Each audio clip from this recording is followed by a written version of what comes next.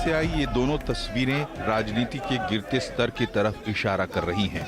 एक तरफ दिल्ली नगर निगम लड़ाई का अखाड़ा बन जाता है तो दूसरी तरफ दिल्ली एयरपोर्ट पर कांग्रेस नेताओं का हाई वोल्टेज ड्रामा देखने को मिलता है। दरअसल कांग्रेस के नेता पवन खेड़ा पार्टी के अन्य नेताओं के साथ कांग्रेस के अधिवेशन में शामिल होने के लिए इंडिगो की फ्लाइट से रायपुर जा रहे थे।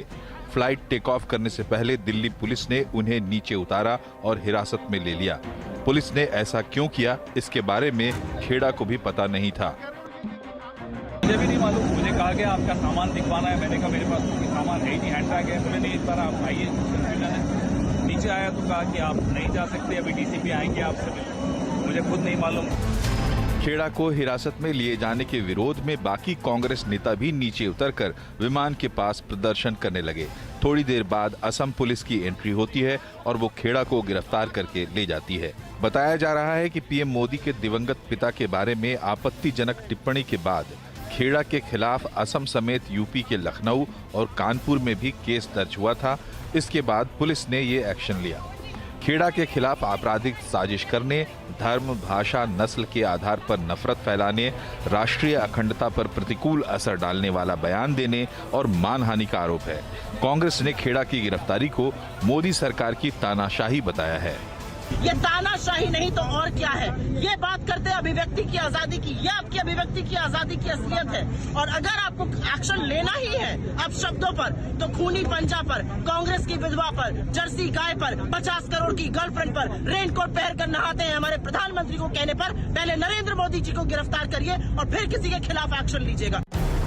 कांग्रेस ने सुप्रीम कोर्ट का दरवाजा खटखटाया तो कोर्ट ने भी खेड़ा को अंतरिम जमानत दे दी। खेड़ा की गिरफ्तारी पर सोमवार तक के लिए रोक लगा दी गई है। सुप्रीम कोर्ट ने कहा कि तीनों एफआईआर पर सुनवाई भी एक जगह होगी। सुप्रीम कोर्ट ने असम और यूपी पुलिस को नोटिस भी जारी किया है। कांग्रेस इसे बीजेपी की हार के तौर पर देख रही है। मुझे बहुत खुशी हुई कि सुप्रीम कोर्ट ने उनको जमानत दी और एक तमाचा उनके ऊपर गिरा। ऐसे इंसिडेंट जो फुजूल जनता को भड़काने का काम ये जो बीजेपी सरकार कर रही है, इसका मैं खंडन करता हूँ। एक घमासान एयरपोर्ट पर चल रहा था तो दूसरी जंग एमसीडी के सदन में चल रही थी। दिल्ली में एमसीडी मेयर के चुनाव के बाद स्टैंडिंग कमेटी के चुनाव के दौरान बीजेपी और आप के पार्षदों ने जमकर हंगामा किया। पार्षदों ने एक दूसरे पर पानी की बोतलें फेंकी और जमकर हाथापाई की। दरअसल जब वोटिंग हो रही थी तो पहले मेयर ने पार्षदों को मोबाइल फोन अंदर ले जाने की अनुमति दी। कई पार्षदों ने अपने बैलेट पेपर के फोटो खींचे, जिसका बीजेपी ने विरोध किया। बीजेपी ने इसे सीक्रेट वोटिंग का उल्लंघन बताया। बाद में मेयर ने फोन अंदर ले जाने पर रोक लगा दी, लेकिन बीजेपी ने पूरी वोटिंग नए सिरे से करवाने की मांग की। इसके बाद सदन में रात भर हंगामा चला। हंगामे की वजह से सदन की कार्यवाही कल तक के लिए स्थगित कर दी गई है। आम आदमी पार्टी हंगामे के लिए बीजेपी को जिम्मेदार ठहरा रही है। पहले भी जितनी बार भी सदन स्थगित हुआ है, असंवैधानिक तरीके के लॉजिक दिए गए, गैर कानूनी लॉजिक दिए गए, तो अगर कोई ऐसा लीगल रीजन होगा तो हम विचार करते। कुछ ऐसा लीगल रीजन है ही नहीं कि हम उस पर विचार करें। हालांकि बीजेपी ने सदन में हुए हंगामे को आपकी साजिश बताया है। आज पूरा देश देख रहा है, वो मात्र संयोग नहीं है, वो एक सोची समझी रणनीति के तहत हुआ है।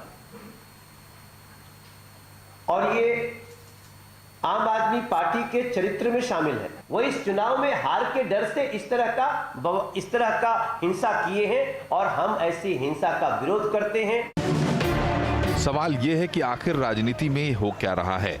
राजनीति में एक दूसरे का विरोध करना एक बात है, लेकिन विरोध करते हुए राजनीति का स्तर गिराना कितना सही है। नेता सदन में हाथापाई करने से बाज नहीं आते। नेताओं को कोई फर्क क्यों नहीं पड़ता। राजनीति में बयानबाजी का स्तर भी गिरता जा रहा है।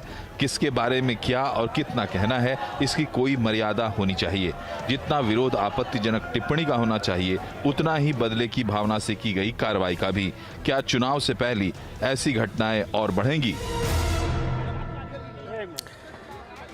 तो ये आज दिन भर के राजनीतिक घटनाक्रम की तस्वीर थी, जहां दिल्ली एमसीडी के अंदर मारपीट हो रही थी, बोतलें सेब फेंके जा रहे थे, लड़ाई करते करते थक गए, सो गए, सुबह उठे तो फिर मारपीट, फिर इस तरीके के झगड़े।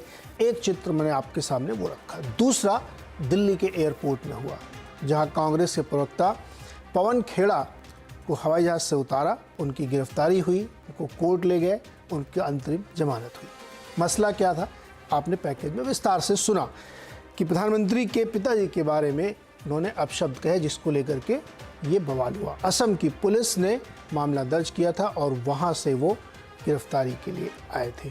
बातचीत आज इसी पे होगी कि राजनीति का ये जो चरित्र हमने देखा, जिस तरीके की तस्वीर हमने देखी, क्या ये एक ऐसा दृश्य हमको दिख रहा है कि चुनाव आसन्न है इस वजह से है, या हमने राजनीति में इतना एग्रेशन ला दिया है कि एक दूसरे की आलोचना या समालोचना को हम बर्दाश्त नहीं कर सकते हैं, या हम हार को स्वीकार नहीं कर पा रहे, या आसन्न हार को स्वीकार नहीं पा रहे हैं, या किसी मसले को दरकिनार करने की ये तमाम सारी प्रश्न खड़े होते हैं कि ये राजनीति में हम किस तरीके की अब स्थिति ले आए हैं कि मारपीट, लड़ाई झगड़ा, FIR, ये राज्य पुलिस। कुछ समय पहले एक दौर ये चला था जब बहुत सारे पत्रकारों को गिरफ्तारियां शुरू हुई थी, फिर वो कुछ समय के लिए ठंडा हुआ और अब ये फिर नज़ारा पिछले 2-3 दिनों से हमें देखने को मिल रहा। बातचीत आज इसी पे होगी। हमारे साथ जो मेहमान, मैं आपका परिचय कराता हूँ।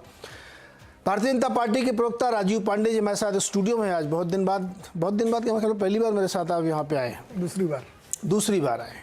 इसके साथ ही हमारे साथ कांग्रेस की प्रवक्ता ओनिका मेहरोत्रा जी हैं, दिल्ली से हमारे साथ जुड़ रही हैं। अम्बेडकर विश्वविद्यालय के प्रोफेसर अभय दुबे जी हमारे साथ हैं, और साथ ही राजनीतिक विश्लेषक भी हमारे साथ जुड़ रहे हैं दिल्ली से, शिवम त्यागी। आप सबका बहुत बहुत स्वागत है। पांडे जी, ये जो आज का घटनाक्रम हुआ पवन खेड़ा वाला, ये क्या है? ये क्यों हुआ? क्या इतनी बड़ी बात थी जिसकी वजह से उनको जहाज से उतार के गिरफ्तार किया जाए? देखिए, आपको इस बात को समझना पड़ेगा कि इसका भारतीय जनता पार्टी से कोई लेना देना नहीं है। देश में कांग्रेस पार्टी कुछ दिनों से, जब से वो 2 बार लगातार जब चुनाव हार गई, तो उनके प्रवक्ता जिस तरीके से टीवी पे बैठ करके गाली गलौज, उनका मतलब हॉलमार्क है। एक आप ही के पेशे से, मैं नाम नहीं लेना चाहता, आप ही के पेशे से एक प्रवक्ता आई हुई हैं, वो भारतीय जनता पार्टी के नेशनल प्रवक्ता को कहते हैं नाली का कीड़ा। नाली का कीड़ा 1 बार नहीं 10 बार कहा। अब चूंकि वो तो समझदार व्यक्ति थे, उन्होंने जवाब नहीं दिया। कोई समझदार नहीं व्यक्ति कुछ और भी बोल सकता था। तो ये जो पवन खेड़ा का जो विषय है, प्रधानमंत्री जी को पहले दिन से, क्योंकि वो ऐसे तबके से आते हैं जहां जो लोगों को पचता नहीं है, पर्टिकुलरली कांग्रेस पार्टी को पच नहीं रहा था, तो उन्होंने इतनी सारी गालियां दी, इतनी भद्दी बातें, मैं रिलीज दोबारा बोलना भी नहीं चाहता आपके चैनल पर। उन्होंने इसको कहा ठीक है भाई, तुम्हारी जनता इसका जवाब दी, और जनता ने जवाब 2 बार दिया, तो इसलिए इनका एक एग्रेशन बढ़ा। इस बार जो FIR हुई है वो भारतीय जनता पार्टी ने नहीं कराया है, वो सोशल वर्कर है, कुछ लोग हैं जो मर्माहत हुए कि एक प्रधानमंत्री जी के, मैं तो कहता हूं किसी के भी दिवंगत पिता के बारे में ये बात नहीं की जा सकती है,